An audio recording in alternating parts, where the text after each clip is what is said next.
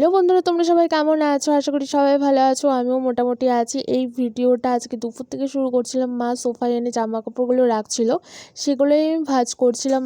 মা আজকে শশা ঘন্ট করবে, তার জন্য মা আমাকে বলেছিল শশাগুলো একটু ছুলে দে। তারপরে তো আমি রান্নাঘরে চলে গেলাম। মা আমাকে বলছিল এদিকে তুই ভাতটা আর ডালটা সম্বাদ দিয়ে দে। মা আজকে অনেকগুলো জামা কাপড় ভিজিয়েছিল তার জন্য। আর এদিকে আমি স্নান করতে চলে গেলাম। স্নান টান করে এসে আমি পুজো দিতে পুজো দেওয়ার জন্য আমি রেডি হয়ে গেছিলাম। আর মা ফুল টুল সব তুলে রাখছিলো, বাসনও মেজে রাখছিলো ঠাকুরের, শুধু আমি পুজোটা দিয়েছি। আর স্নান করে আমার কিছু না কিছু খেতে ইচ্ছে করে।